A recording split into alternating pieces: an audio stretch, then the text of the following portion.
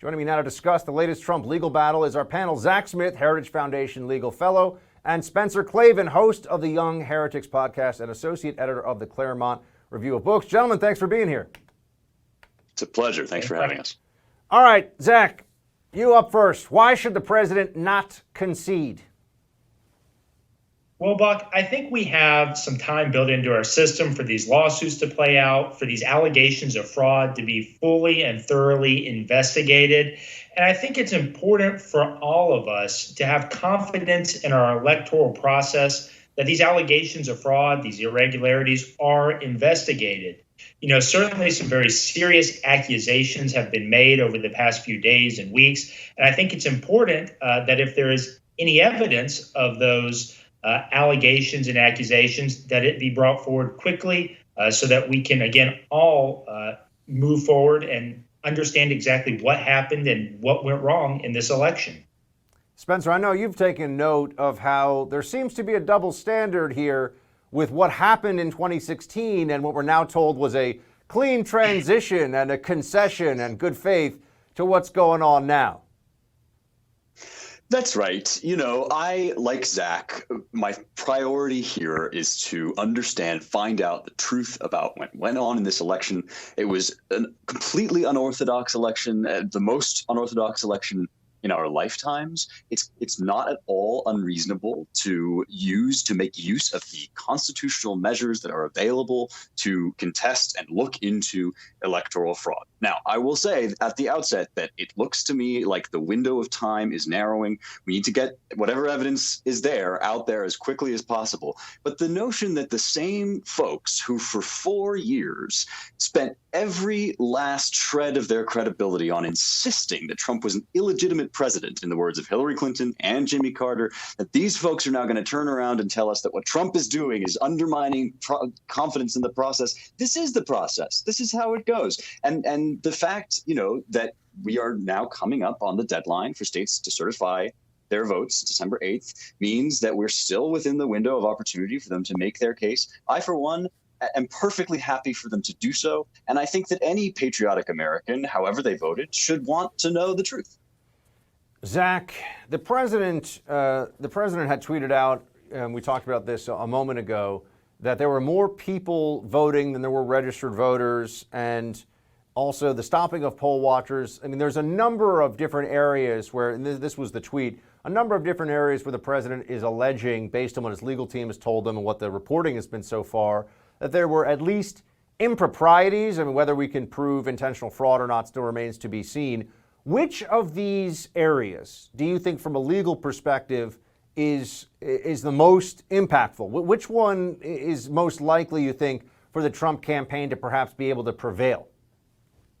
Well, certainly at this point, unfortunately, in terms of the poll watchers, the folks who are supposed to watch the ballot tabulation process take place, a lot of the remedies that courts could have offered to correct those problems, the time has probably passed for a lot of those.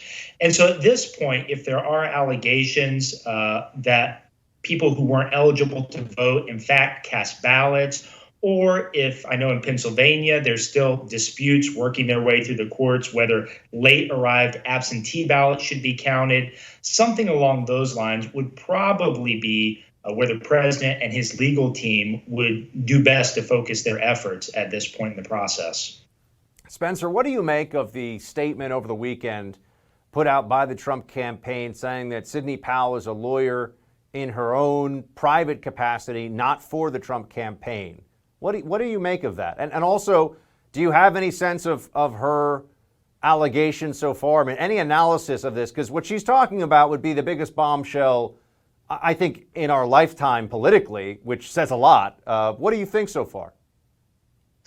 Yeah, you know, the Trump campaign suffered some blows over the weekend. In addition to distancing itself from Sidney Powell, there was the decision rendered by Judge Brand in Pennsylvania, which was pretty scathing about at least the efforts that had been made up to that point to prove fraud in Pennsylvania.